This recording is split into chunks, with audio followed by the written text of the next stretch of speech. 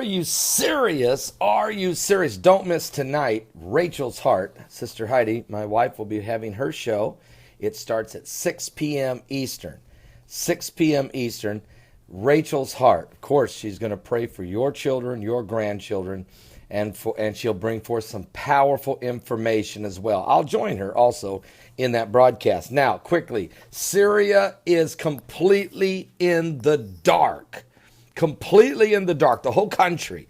As you may have heard, there's been a power outage nationwide, and the Syrian government responded to this nationwide power outage, just the latest electricity problem that this country is going through.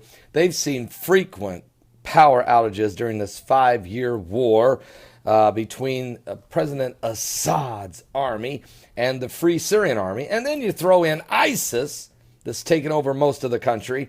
And then here come the Russians and the Iranians and now the Kurds and other rebel groups. And, of course, the bombing by the United States and Britain and France.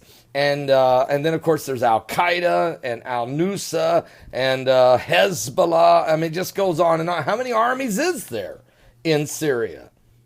And there's a Christian genocide. Nobody wants to talk about the Christian genocide. Nobody cares. I'm not talking about me and you.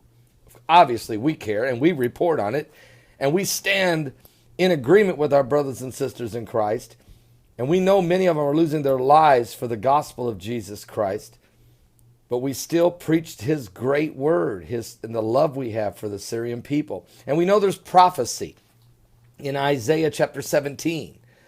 The burden on Damascus. Behold, Damascus is no longer a city, but it shall become a ruinous heap.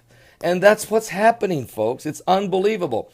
Now, electrical workers are trying their best to get some of the power restored. I'm sure they'll be at Assad's palace and his regime, and that area right there will be first, and if maybe no one else. It wasn't clear how many people have been affected. The whole country's been affected. You just said it's the whole country. But anyway, ISIS, where they control over half the country, none of those cities and towns have power anyway. None of them. Assad shut that off a long time ago. And people, what power they use is now, and that's fuel generated, generators that run off fuel. That's what's going on in half of the country anyway that's been under ISIS rule. So it's just a mess. It's a sad day. It's a sad situation.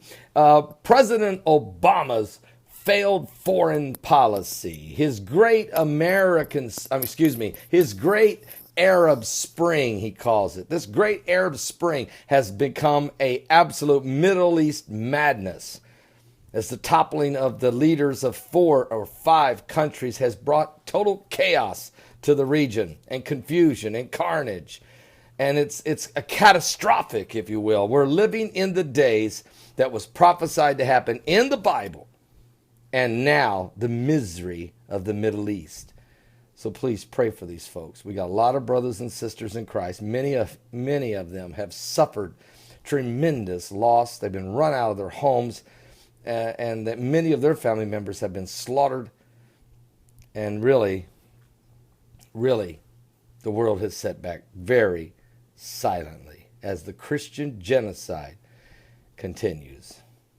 Jesus is coming soon. This is part of the end time prophecy, and it's happening.